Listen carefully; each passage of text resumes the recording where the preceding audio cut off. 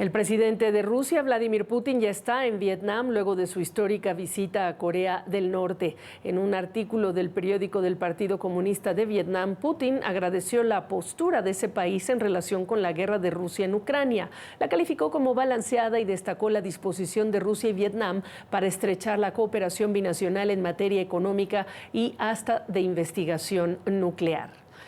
Antes de llegar a Vietnam, el presidente ruso dijo que no descarta desarrollar una cooperación técnico-militar con Corea del Norte luego de firmar un tratado estratégico con el líder norcoreano Kim Jong-un.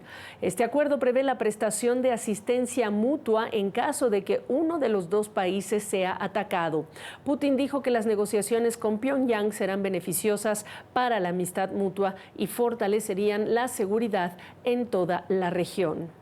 Y queremos analizar este encuentro y las implicaciones de este encuentro incluso para los países de Occidente. Ya me acompaña Adolfo Laborde, analista internacional, profesor investigador del CIDE. Qué gusto saludarte, bienvenido. A ver, empecemos por ese tema, esa prestación de ayuda en caso que uno u otro sean atacados. Y todo el día muchos expertos han hablado de que esto se parece a lo que cita el artículo 5 de la OTAN, que establece que un ataque a un miembro de la OTAN representa un ataque a todas las naciones. ¿Coincides?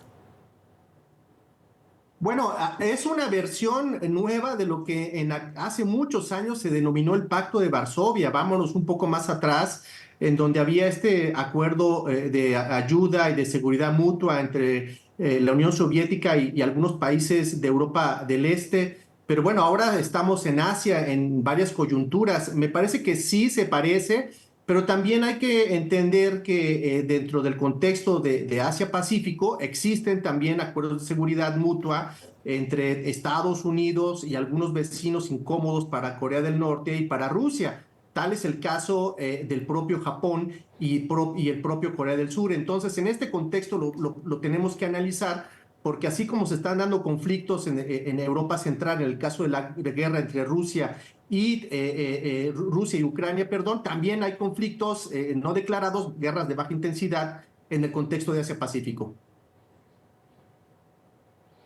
Eso me hace pensar que también esta definición de un ataque hacia un país ha sido algo subjetivo. El ejemplo más cercano lo tenemos hoy día en esta invasión rusa a Ucrania y lo que para Putin representan amenazas territoriales en relación con lo que hacen otros países, miembros de la OTAN, por cierto.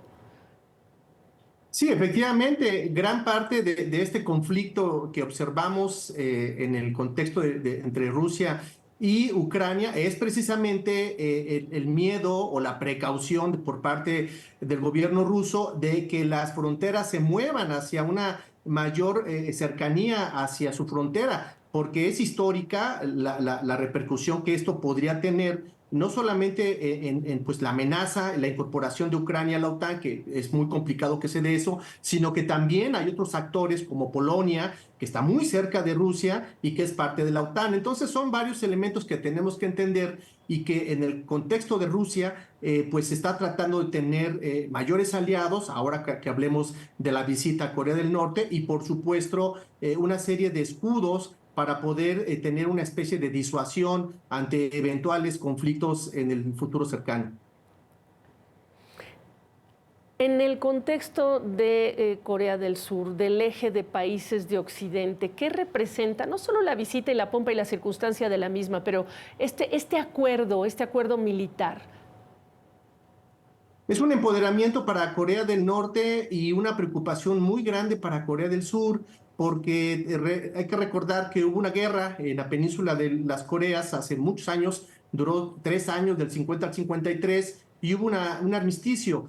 No hubo un proceso de paz, técnicamente están en guerra. Si a eso le aunamos las frecuentes amenazas de los ejercicios militares, los ejercicios con misiles tierra-aire que Corea del Norte hace sobre el Japón, sobre el mar de Japón o sobre el territorio japonés, específicamente Hokkaido, pues eso también habla de una mayor preocupación. Repito, hay un acuerdo de seguridad entre Japón y Estados Unidos, hay más de 35 Sí. mil miembros de las Fuerzas Armadas en Corea y otros más en Okinawa y Japón. Entonces esto hace más complicado el asunto, Gabriela.